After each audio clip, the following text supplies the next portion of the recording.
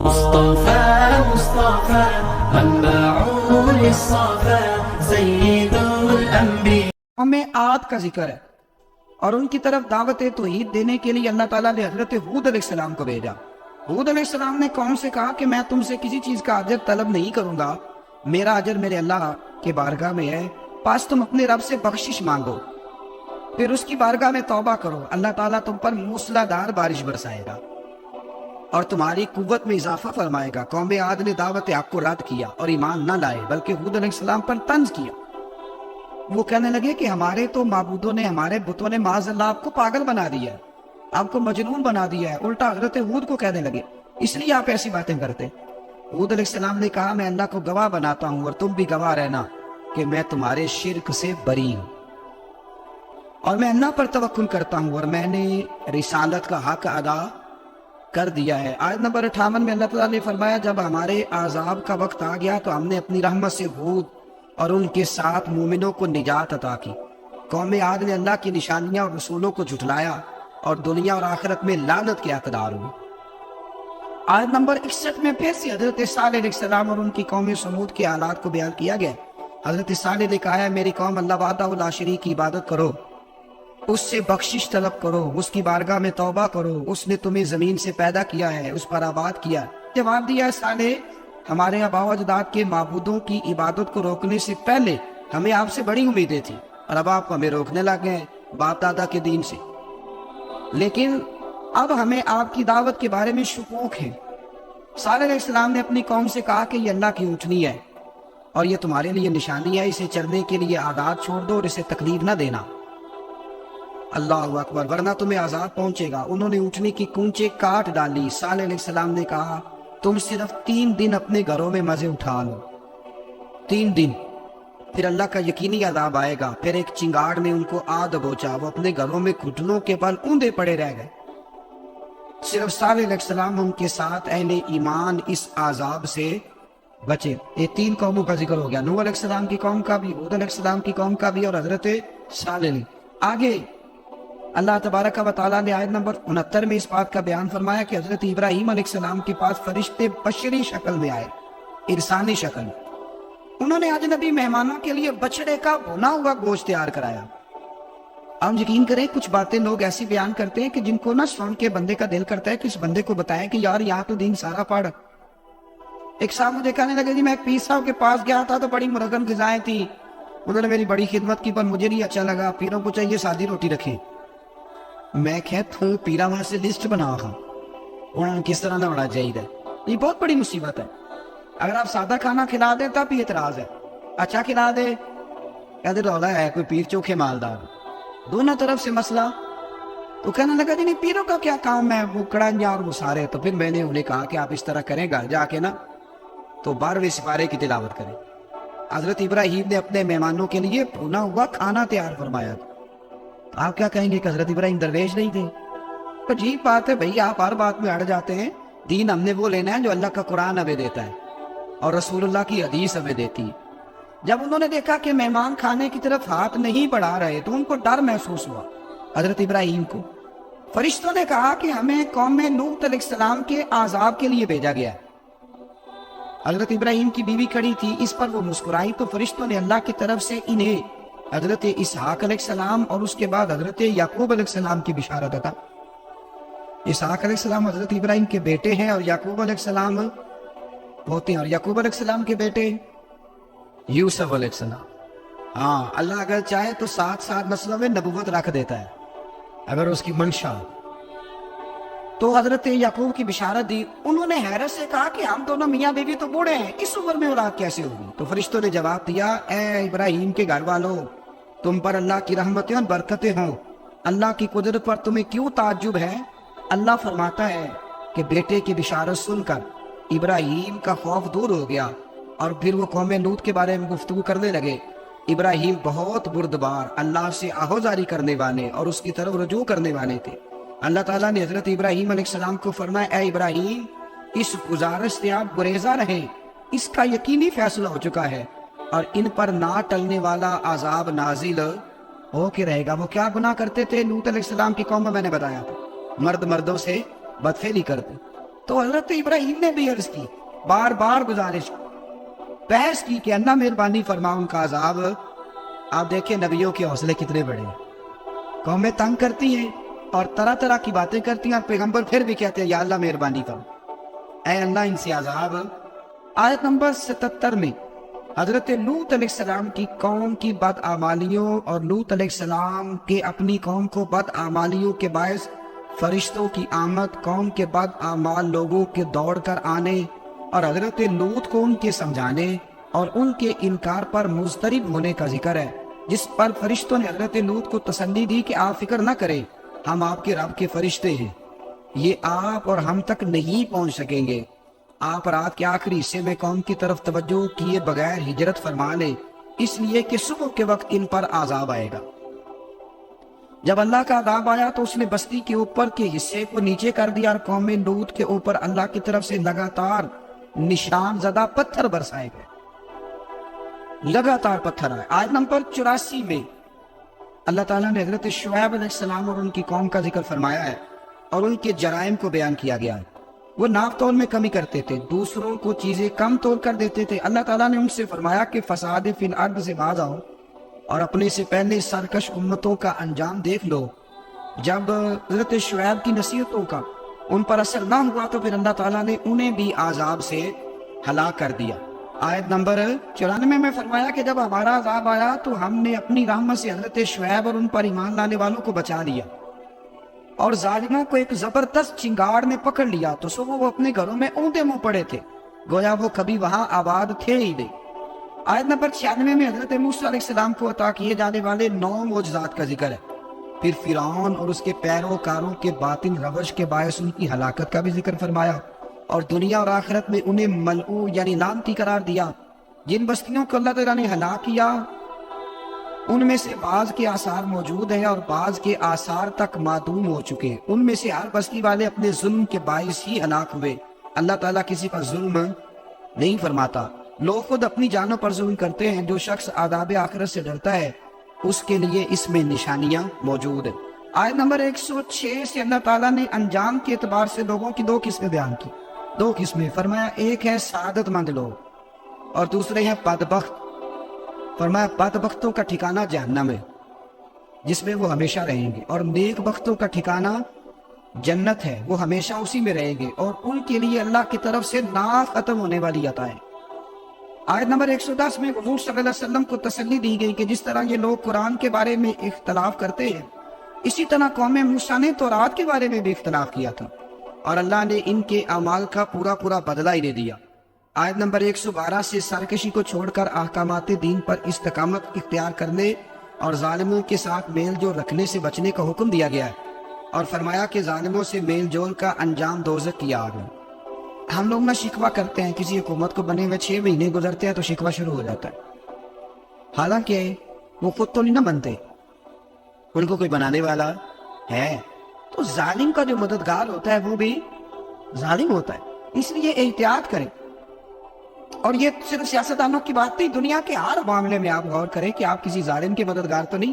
اللہ تعالیٰ ہمیں حق پر استقامت عطا فرمائے۔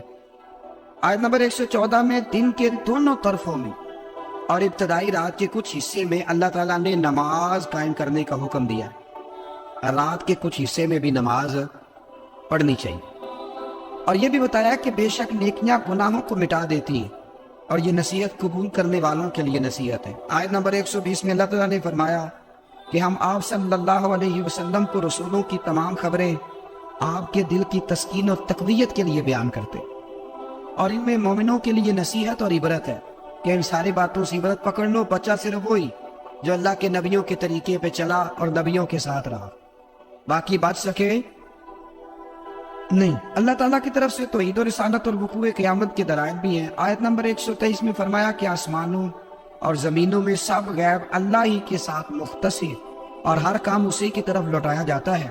آپ اسی کی عبادت کیجئے، اسی پر توکل کیجئے، اور آپ کا رب لوگوں کے اعمال سے غافل نہیں ہے۔ اسی بارے میں آگے سورۃ یوسف شروع ہو رہی ہے۔ اس کو اللہ تعالیٰ نے کہا ہے کہ یہ بڑا پیارا قصہ ہے، احسن القصص کا قصوں میں سونا قصہ۔ تو یہ کچھ 12ویں پارے میں یا کچھ 13ویں پارے میں ہے. میں نے یہ ارادہ کیا کہ یہ ایک ہی دن پوری بیان کی ہوئی.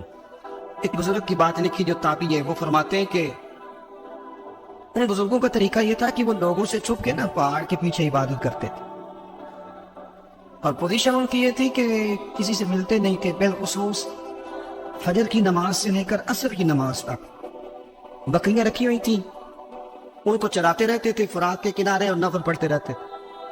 اس وقت کو ملنے بھی نہیں آتا تھا. ایک شخص بڑی دور سے ان کی شہرت سن کے آیا، میں نے تو ملنا ہے. لوگوں نے کہا وہ اس وقت نہیں ملتے، ناراض ہوتے. اس نے کہا اللہ کا بندہ ہے نا، ناراض ہو بھی جائے گا تو لمبا ناراض رہے گا نہیں. اللہ والے جلدی راضی ہو جاتے. پہنچ گئے. اب وہ بابا جی نماز پڑھ رہے تھے تو کہتے میں نے عجیب منظر دیکھا کہ بابا جی فرات کے کنارے نماز پڑھ رہے ہیں اور ایک بھیڑیا ان کی بکریوں کی حفاظت کر رہا ہے. کہتے میں حیران رہ گیا کہ بھیڑیا تو بکریاں کھایا کرتا ہے، یہاں چرا رہا ہے. کہتے میں جب گیا تو بابا جی نوافل میں مشغول تھے. مجھے دیکھ کے کہنے لگا اس وقت کیوں آئے؟ میں نے کہا حضور اگر آئے گیا ہوں تو پھر مہربانی کرے قبول فرما لیں. میں بیٹھ گیا تو میں نے کہا حضور یہ بھیڑیا بکریاں چرا رہا ہے، بھیڑیا اور بکریاں کی صلح کب سے ہو گئی؟ تو فرماتے ہیں لمبی تقریر نہیں، ہلکا سا جملہ. فرمانے لگے جب سے بکریوں کے مالک نے رب سے صلح کر لی ہے نا، تب سے بھیڑیوں نے بھی بکریوں سے صلح کر لی ہے. بکریوں کے مالک نے رب سے صلح کر لی، گناہ چھوڑ دی، اس کی فرما برداری میں آئے. اب پھر اسے بکریاں چرانے کی ضرورت نہیں رہی. بکریاں نہ اب بھیڑیا چراتا ہے. کہتے ہیں میرے اوپر کپ کپی طاری ہو گئی بزرگوں کی بات سن کے، اور مجھے پیاس لگی اور خواہش آئی کہ پتہ نہیں اب بابا جی کچھ کھلائے پلائیں گے بھی کہ نہیں، بابا جی کچھ کھلائیں گے بھی کہ نہیں. کہتے میرے دل میں خیال تھا تو بزرگوں نے نا ایک لکڑی کا پیالہ، ان کے پاس وہ غار میں بیٹھے تھے تو ایک چھوٹا سا پتھر تھا، اس کی ڈھلان بنی ہوئی. بابا جی نے اس کے نیچے لکڑی کا پیالہ رکھا، وہ رکھا ہی تھا تو وہ دودھ سے بھر گیا. کہتے انہوں نے مجھے دیا تو ٹھنڈا اور میٹھا دودھ، میری طبیعت خوش ہو گئی. بابا جی نے دوبارہ وہی پیالہ اسی جگہ رکھا تو شہد سے بھر گیا. 1000 سال پہلے داتا صاحب نے کرائے. کہتے مجھے دیا. میں نے فوراً کہا، میں نے کہا حضور یہ دودھ تو گائے بھینس دیتی ہے، پہاڑوں سے تو نہیں نکلا کرتا، اور شہد تو شہد کی مکھیاں دیتی ہیں، پتھروں سے تو نہیں نکلتا، یہ آپ کہاں سے نکال رہے ہیں؟ تو کہتے ہیں وہ قرآن مجید پڑھنے لگے. وَإِذِ اسْتَسْقَىٰ مُوسَىٰ لِقَوْمِهِ، جب موسیٰ کی قوم نے ان سے پانی مانگا، فرمانے لگے موسیٰ کی نافرمان قوم پانی مانگے، حضرت موسیٰ پتھر پہ ڈنڈا مارے تو اللہ وہاں سے 12 چشمے جاری کر دے. جو رب حضرت موسیٰ کی نافرمان قوم کے لیے پتھر اور پہاڑوں سے چشمے نکال دیتا ہے نا، وہ محمد عربی کے غلاموں کے لیے پتھر اور پہاڑوں سے دودھ اور شہد میں نکال دیا کرتا ہے. وہ بزرگ کہنے لگے بس بات یہ ہے کہ آج بھی ہو اگر ابراہیم کا ایمان پیدا تو آگ کر سکتی ہے انداز گلستاں پیدا. کہنے لگا حضور پھر میرے لیے ابھی دعا کریں. آپ فرمانے لگے پھر دعا. وہ دعا نہ کرا تو مدینے والے کی غلامی شروع کر، تو نبی کریم کی غلامی شروع کر، تو رسول پاک کی غلامی شروع کر. ایک بات علم، پھر فرمایا اللہ رسول سے محبت، پھر فرمایا حضور کی غلامی. اس سے سارے مکاشفات کھلیں گے، اس سے سارے مشاہدات کھلیں گے، اسی سے کرامتیں ملیں گی، اسی سے مقبولیت ہوگی، اسی سے اللہ نبی کی بارگاہ میں درجہ ملے گا. پھر داتا صاحب آگے بڑھتے.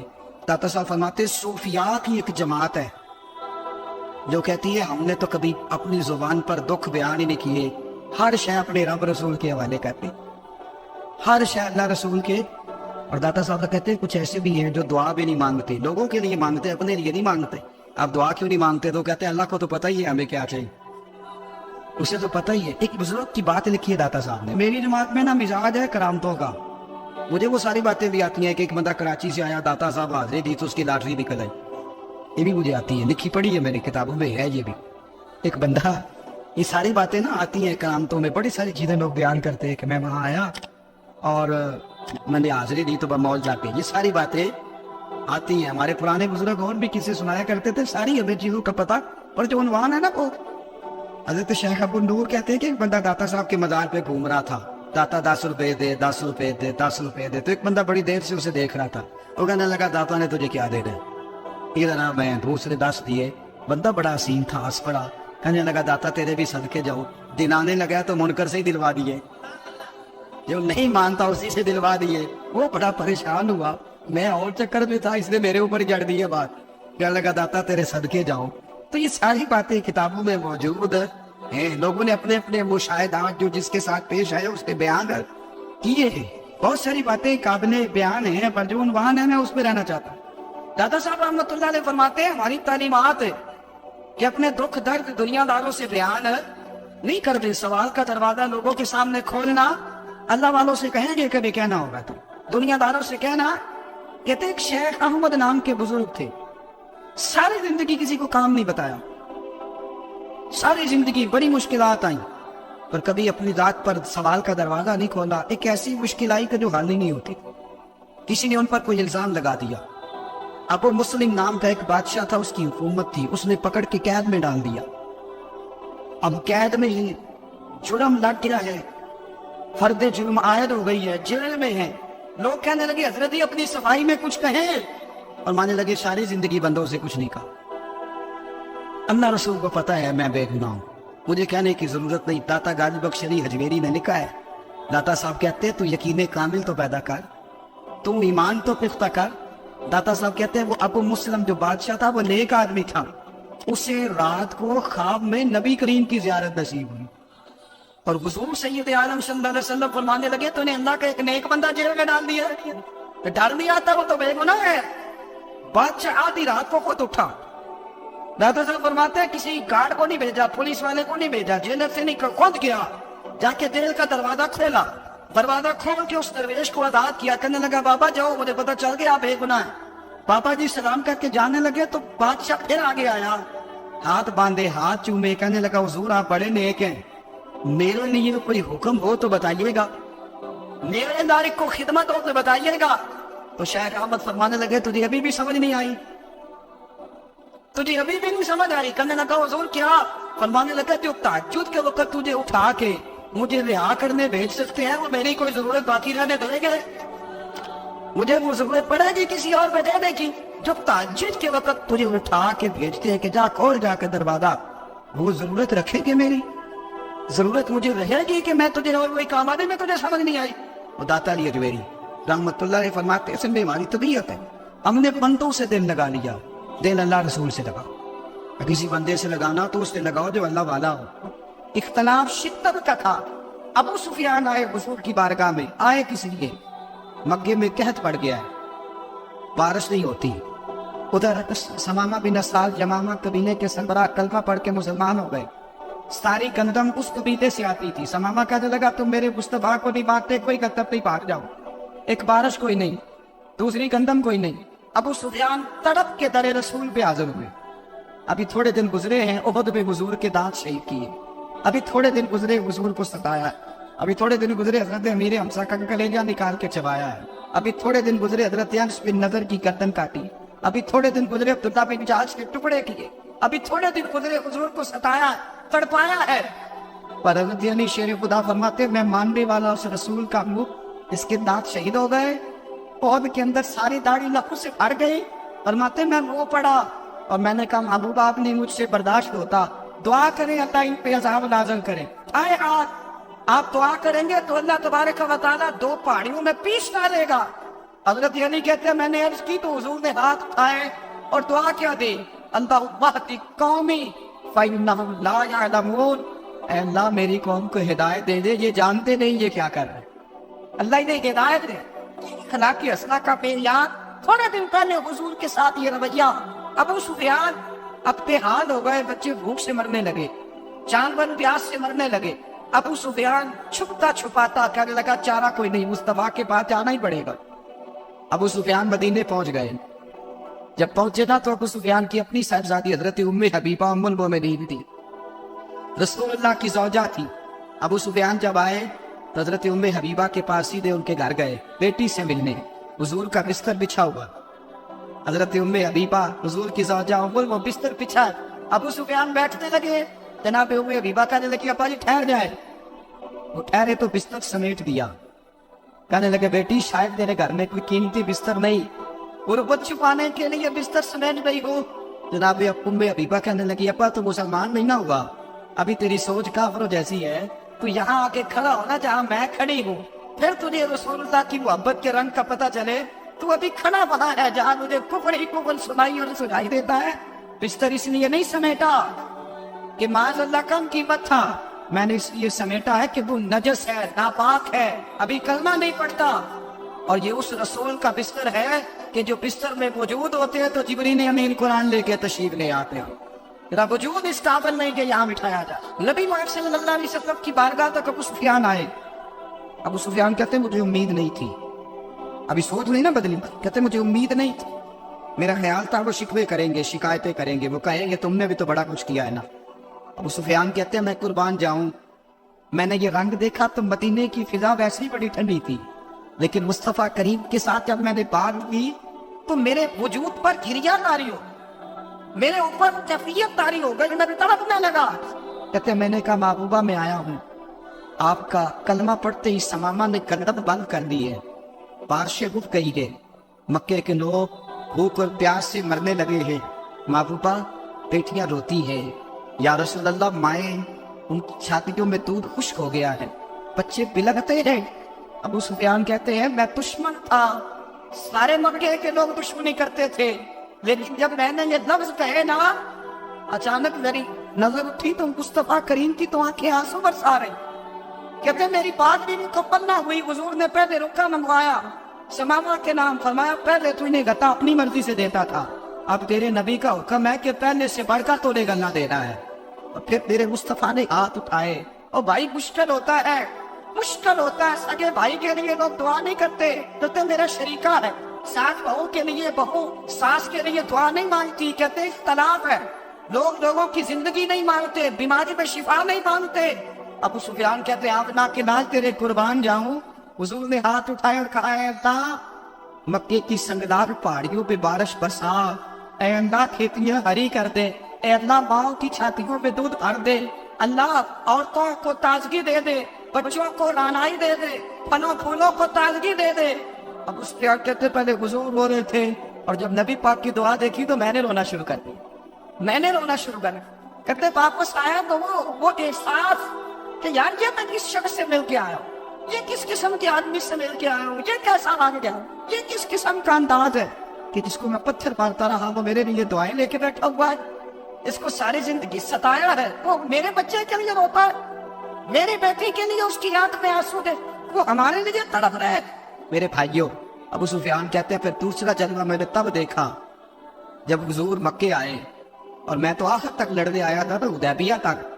کہتے جب رسول پاک مکے آئے اور حضور نے اعلان معافی کیا تو بنتا تو یہ تھا کہ مجھے سزا ملتی، لیکن میرے مصطفیٰ کریم نے فرمایا جو ابو سفیان کے گھر میں چلا جائے گا میں اسے معاف کر دوں گا۔ کہتے ہیں میں نے کہا یہ میرے لیے کس قسم کی سزا تجویز کی ہے کہ میں عمر بھر دشمنی کرتا رہا، اور یہاں رنگ عجیب ہے، حضور نے میرے لیے ہی اعزاز لکھ دیا، فرمایا جو ابو سفیان کی حویلی میں داخل ہو گیا میں نے معاف کیا۔ ابو سفیان کہتے پتہ نہیں کتنے پردے تھے جو اٹھ گئے، پتہ نہیں کتنی منزلیں تھی جو طے ہو گئی، پتہ نہیں کتنے جلوے تھے جن کا نظارہ ہو گیا، اور میں نے غور سے چہرہ دیکھا تو میری آنکھوں سے پٹی اتر گئی، اور مجھے عبداللہ کے یتیم بیٹے کے پیچھے محمد رسول اللہ کے جلوے نظر آنے شروع ہو۔ اخلاقی قدریں جب موجود رہتی، یہاں تو لوگ مرے ہوئے شخص کو مانتے ہیں، یہاں تو سڑک پر کتنی گراوٹ ہے اور کتنا گر گیا ہے، اخلاق ان لوگوں کا ایکسیڈنٹ ہو گیا ہے، ٹرین کی پٹری سے اتر گئی ہے، چیخو پکار ہے، ہے تڑپنا ہے، رونا ہے، سسکیاں ہے، ماں کا بازو کٹا ہے پر وہ چیختی ہے ذرا میرے بیٹے کا پتہ کرو، باپ کی آنکھوں میں ریت پڑ گئی ہے پر وہ تڑپتا ہو میرا بیٹا تھا، چیخو پکار ہو رہی ہے۔ پر ظلم ہے اس قوم کا، جو بچانے والے آئے ہیں وہ پہلے آتے ہی ان کی جیبیں ٹٹول گئے، کہ پٹوے دیکھ رہے ہیں گری ہوئی عورتوں کے، یہ آپ اٹھا کر دیکھیے اخبارات، عورتوں کے گری ہوئی عورتوں کے کانوں سے بالیاں نوچی گئی اور ان کے کان پر لگ گئے، یہ اس قوم کا حال ہے۔ اقبال کہتے ہیں جنہیں آتا نہیں دنیا میں کوئی فن تم ہو، اور بیچ کھاتے ہیں جو بزرگوں کا کفن تم ہو، تم وہ لوگ ہو جو کفنوں پہ سودے کرتے ہو، جو قبروں میں سودے کرتے ہو، یہ لوگ تجارتیں کر رہے ہیں، اخلاقی پستی کا یہ عالم کہ لوگ قبروں پہ سجدے کرتے ہیں، بیٹے بیچ کے دہیز خریدتے ہیں، غریب کی بیٹی روز تڑپتی ہے، روتی ہے، روز سسکیاں لیتی ہے کہ کہاں سے وہ دروازہ کھلے گا، جب میں بھی جب سہاگن ہوں گی، جب میرا باپ بھی عزت کے ساتھ مجھے رخصت کرے گا، اور غریب آدمی بیٹی کی شادی کے بعد اتنا تو کی رہتا ہے، وہ بھی کم ہی لوگ جانتے ہیں، وہ بھی وہی لوگ جانتے ہیں جو اس منظر سے گزرتے ہیں۔ ہمارا اخلاقی معاملہ اس قدر زیادہ تباہی کا شکار ہے۔ میرے مصطفیٰ کریم سید عالم نور مجسم صلی اللہ علیہ وسلم جذبات کا خیال رکھتے، احساسات کا خیال رکھتے، تصورات کا۔ او بھائی، اس سے بڑا اخلاق کا مظاہرہ کہاں سے لینے جاؤ گے؟ یا اللہ کے داد فرماتے ہیں میرا دل کرتا ہے نماز لمبی پڑھاؤ، نماز اللہ کی نماز، دل کرتا ہے لمبی نماز پڑھاؤ، میں نبی سور سے تلاوت کروں، میں پڑھ کے رب کریم کا قرآن پڑھوں، میں اللہ تبارک و تعالیٰ کی قرآن مجید کے ذائقوں میں کھو جاؤں۔ لیکن حضور فرماتے نماز میں کسی بچے کے رونے کی آواز آتی ہے، کسی بوڑھے کی ہائے کی آواز آتی ہے، کسی بیمار آدمی کی ہائے کی آواز آتی ہے۔ نبی پاک فرماتے میں اللہ کی نماز چھوٹی کر دیتا ہوں، اللہ کے بندوں کا خیال کرتا ہوں، میں رب کی نماز چھوٹی کر دیتا ہوں، رب کریم کے بندوں کا خیال کرتا ہوں۔ خدا کے بندے ہیں ہزاروں، بنوں میں پھرتے ہیں مارے مارے، میں اس کا بندہ بنوں گا جس کو خدا کے بندوں سے۔ میرے حبیب کریم سید عالم صلی اللہ علیہ وسلم نے فرمایا اللہ کریم نے بندے کو، مخلوق کو پیدا کرنے سے پہلے جو تحریر سب سے پہلے لکھی تھی نا، اللہ نے اپنے پاس جو جملے سب سے پہلے لکھے تھے بندے بنانے سے بھی پہلے، وہ فکر یہ تھے کہ ان رحمتی سبقت اعلی غضبی، رب کریم نے لکھا تھا بے شک میری رحمت زیادہ ہے، میرا غضب زیادہ نہیں ہے۔